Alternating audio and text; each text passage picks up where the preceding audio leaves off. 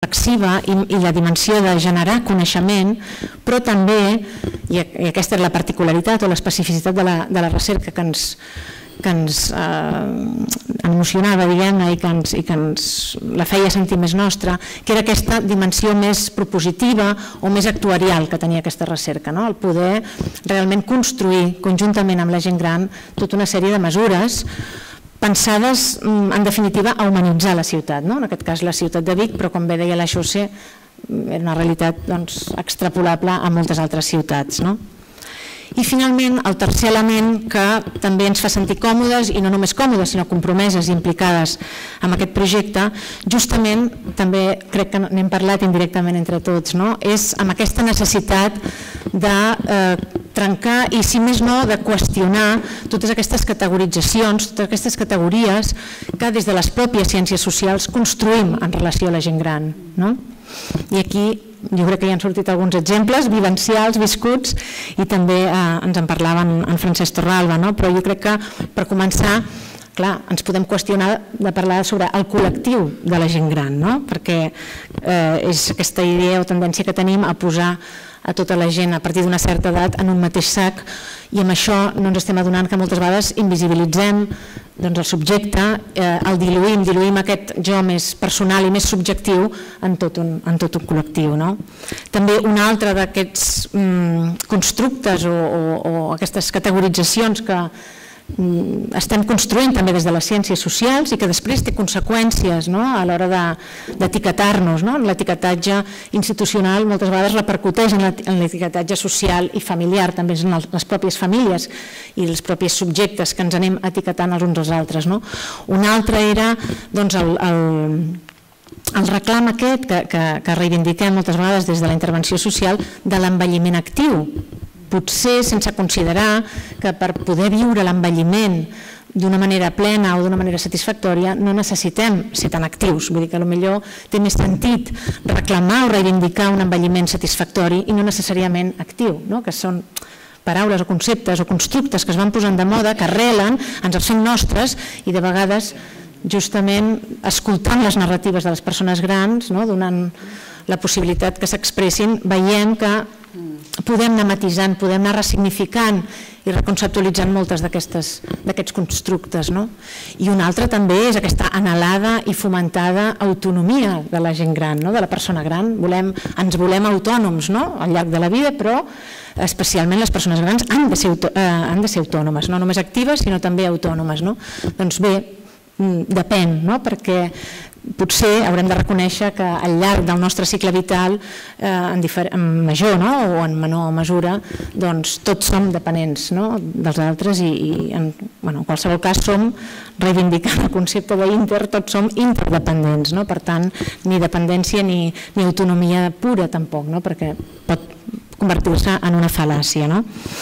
Bé, aquests i altres mites i constructes i mandats sobre la gent gran són els que hem pogut anar recollint a través justament d'aquestes narracions i d'aquestes històries viscudes que hem pogut anar deconstruint i ressignificant, com deia abans, com simplement apropant-nos a la persona i donant valor ètic i donant valor polític a la seva subjectivitat.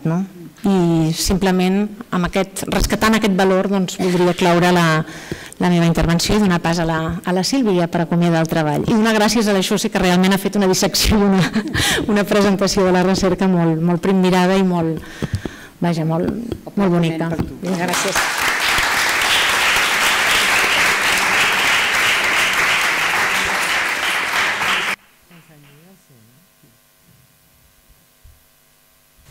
No, ahora. Sí.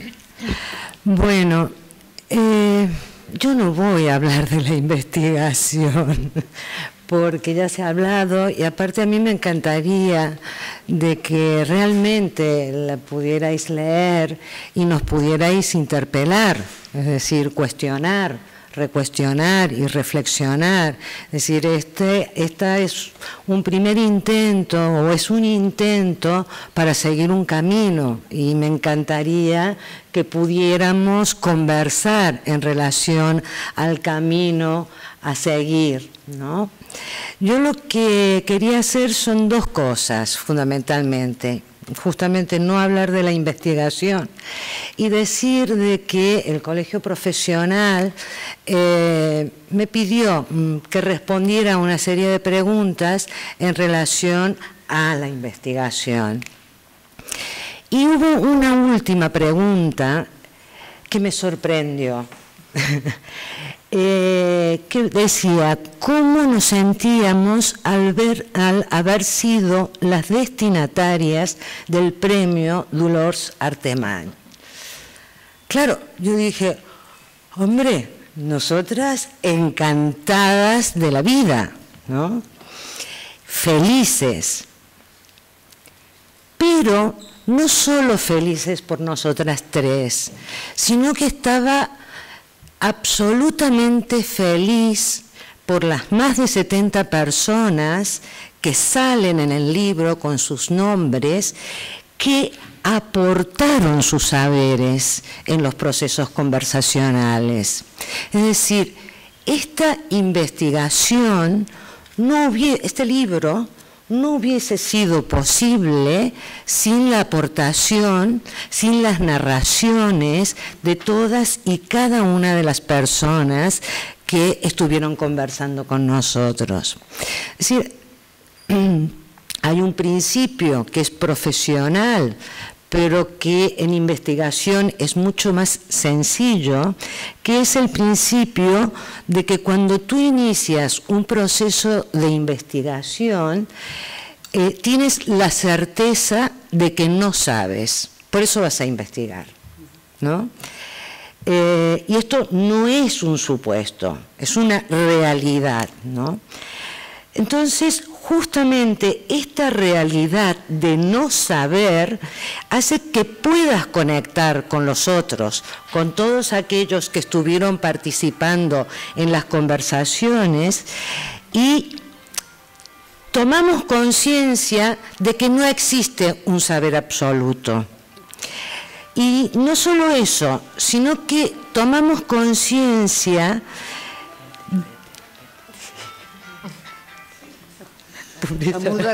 tomamos conciencia, sí.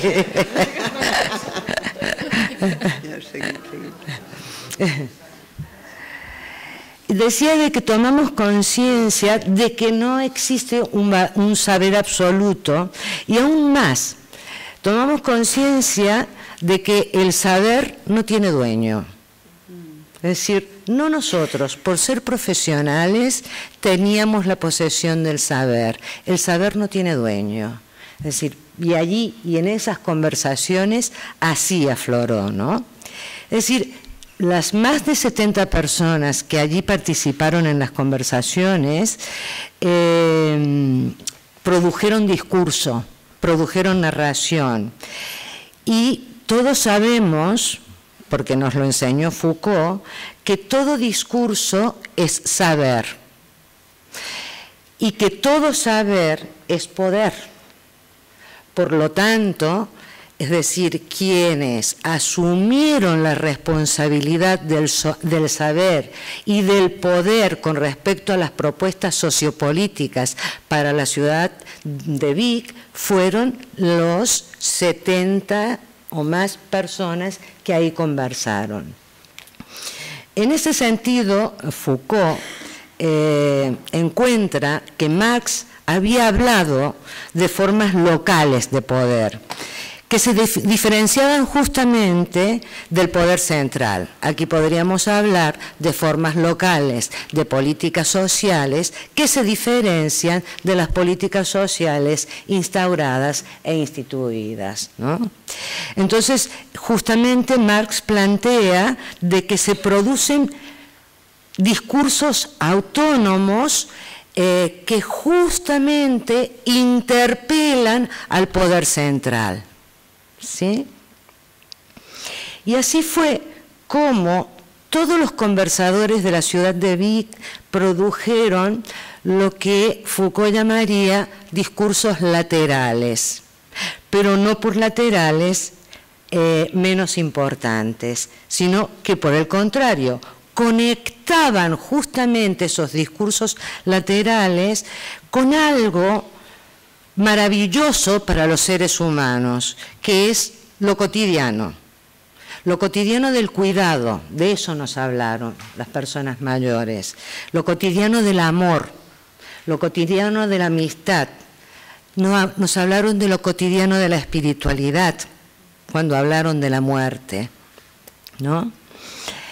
La otra cuestión que me alegró muchísimo recibir el premio como PIT, ¿no? Como Instituto Personal y Transferible, formado por él, y Laura y yo misma, fue por una cosa importante, y esto sí que tiene que ver no con PIT, sino conmigo, y es que el colegio profesional al que yo pertenezco, que es el Colegio de Trabajadores Sociales y Asistentes Sociales, hubiese tomado la decisión de otorgar un premio teniendo en consideración un trabajo con vocación interdisciplinaria. Lástima que se nos fue el filósofo.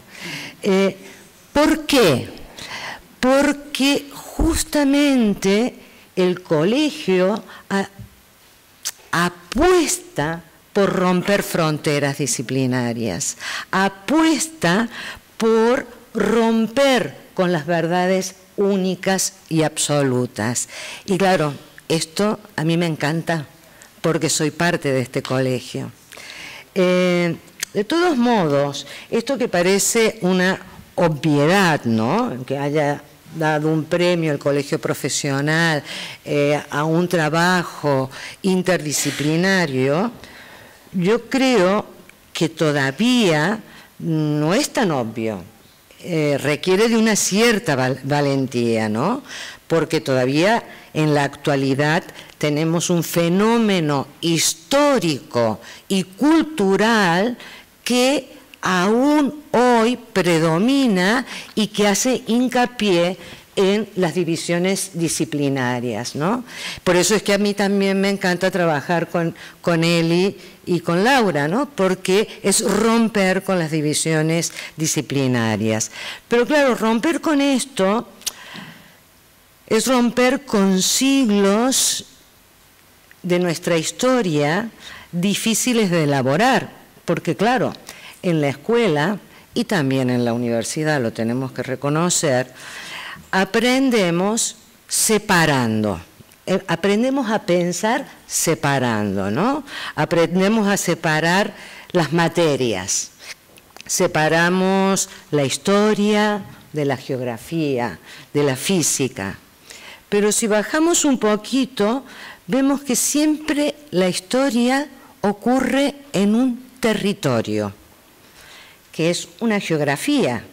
Y también sabemos que esa geografía tiene toda una historia cósmica a través del paisaje, a través de las montañas, a través de las llanuras.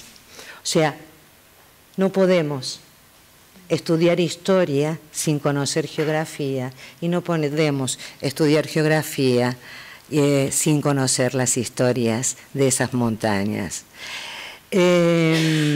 Yo creo que está bien distinguir las materias, que está bien distinguir las disciplinas, pero deberíamos intentar superar, y ahí el Colegio de Trabajadores Sociales está en eso, es intentar superar las separaciones absolutas, ¿no? Y es justamente, digamos, en la ruptura de la coherencia entre nuestras teorías y nuestro encaje con las realidades de las que somos parte, donde se hace notable la insuficiencia de las fórmulas aprendidas, ¿no? Y aquí ya, para terminar, hay una apuesta que hace Brunner, que él dice que debemos estar preparados a la sorpresa como un fenómeno extraordinariamente útil. ¿Y por qué dice esto Brunner? Porque dice, la sorpresa nos permite reflexionar, reflexionar acerca de lo que damos por supuesto, o sea, romper con los supuestos disciplinarios, acerca de lo obvio, aquello que por verlo todos los días parece que es obvio, ¿no? La sorpresa hace que rompamos con lo obvio y que rompamos con aquello que consideramos que es evidente, que es la realidad. Y ya para terminar en serio, parafraseando a Brunner, Brunner dice, la sorpresa es una reacción ante la transgresión de un supuesto. O sea, todos y cada uno de nosotros, si queremos avanzar en la convivencia y en las apuestas futuras de políticas que apuesten por el sujeto y la subjetividad, debemos atrevernos a transgredir. Gràcies.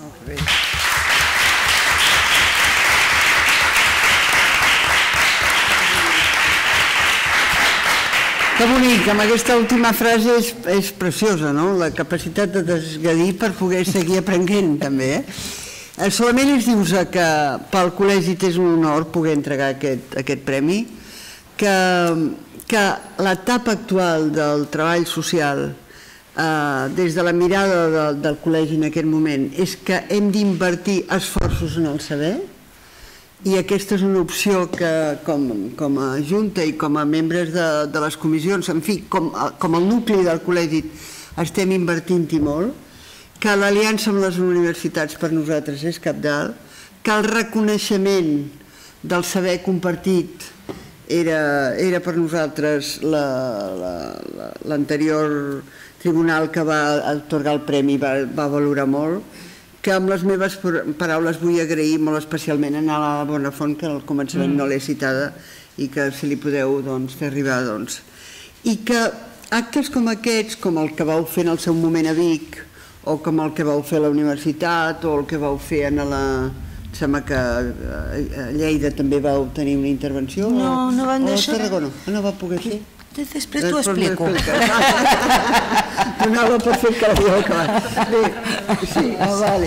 Doncs aquí l'important és seguim avançant juntes, són actes d'empoderament, de coneixement, d'autoestima i que ho podem fer amb aliances amb altres disciplines, amb altres professions, que això ens empodera, que ens dona força i que tenim molt camí per recórrer encara en el terreny del saber, de la nostra aplicació, del nostre treball social i que seguirem fent-ho juntes. Moltes gràcies per ser aquí avui. Gràcies. Gràcies a tu.